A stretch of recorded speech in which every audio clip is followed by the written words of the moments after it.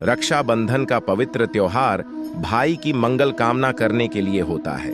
रावण और शूर्पणखा भी भाई बहन थे। लेकिन क्या आप जानते हैं रावण का विनाश क्यों हुआ?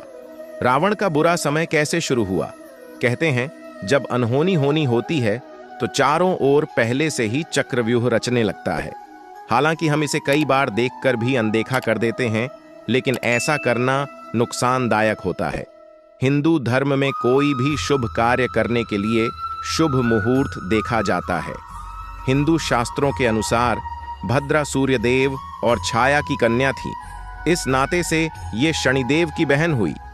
पौराणिक कथाओं के अनुसार भद्रा दिखने में कुरूपा और व्यवहार में शैतान थी। कई यज्ञों में भी उसके कारण विघ्न पड़ते थे, जिस वजह से उसके माता पिता को उसके विवाह की चिंता रहती थी।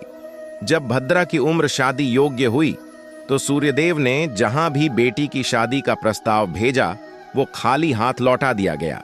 ऐसे में वो ब्रह्मा जी से सलाह लेने पहुंचे कि अपनी बेटी के लिए वो ऐसे क्या करें कि उसे जीवन में कभी कोई कष्ट ना हो।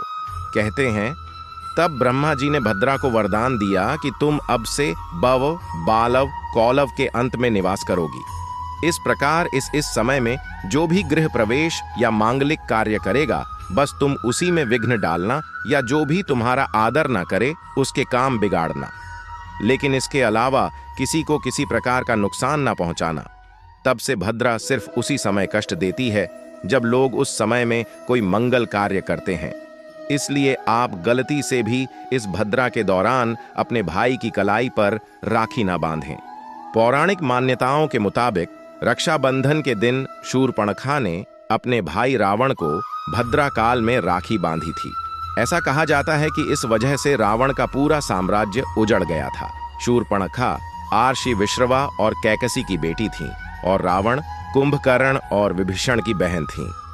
बचपन में उनका नाम मीनाक्षी था क्योंकि उनकी आंखें मछली जैसी थीं। बाद में उन्हें चंद्रमुखी के नाम से भी जाना जाने लगा। शूर्पणखा बहुत सुंदर थीं और उनके नाखून बहुत लंबे थे, इसलिए उन्हें सभी लोग शूर्पणखा के नाम से ही बुलाते थे। शूर्पणखा के पति का नाम विद्युत जिह्व था और वह कालकेय राजा के सेनापति थे। एक बार जब रावण ने दुनिया पर जीत हासिल करने के लिए युद्ध शुरू किया तो उसका सामना विद्युत जिह्व से हुआ था। इस युद्ध में रावण ने अपनी ही बहन के पति का वध कर दिया था। जब शूर्पणखा को इस बात का पता चला तो उन्हें अपने भाई पर बहुत गुस्सा आया था। इसके बाद से ही शूर्पणखा ने अपने भाई को अपने दुर्भाग्य का कारण मान लिया था। कहा जाता है कि शूर्पणखा ने ही रावण को श्राप दिया था। पौराणिक कथाओं में पढ़ने को मिलता है कि लंकापति रावण की बहन शूर्पणखा ने जब से भद्रा काल में अपने भाई को राखी बांधी थी, तब से उसके बुरे दिन शुरू हो गए थे।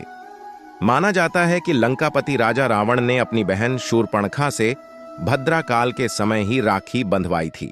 खुद को सबसे बलशाली समझने वाले रावण ने ब्रह्मा जी की ताकत को अनदेखा किया।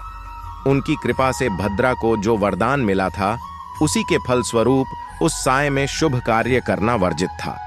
लेकिन अहंकारी रावण ने ये बात नहीं मानी। भद्रा काल में राखी बंधवाने के कारण ही कहा जाता है कि रावण का सर्वनाश हुआ था। तो आप अपने भाई की सलामती चाहती हैं और उसकी लंबी उम्र की दुआ करते हुए उनकी कलाई पर राखी बांधती हैं, तो गलती से भी इस साय में रक्षाबंधन का ये त्योहार न मनाएं। इस साल रक्षाबंधन का त्योहार 19 अगस्त को मनाया जाएगा। पंचांग के मुताबिक इस दिन सुबह 3:04 से पूर्णिमा तिथि शुरू होगी और रात 11:55 पर इसका समापन होगा। उदया तिथि को आधार मानते हुए रक्षाबंधन का पर्व 19 अगस्त को ही मनाया जाएगा। इस दिन भाइयों को राखी बांधने के लिए दोपहर 1:30 से लेकर रात 9:08 तक का समय मिलेगा।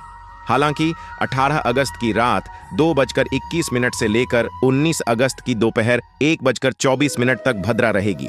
भद्रा काल में राखी नहीं बांधी जाती।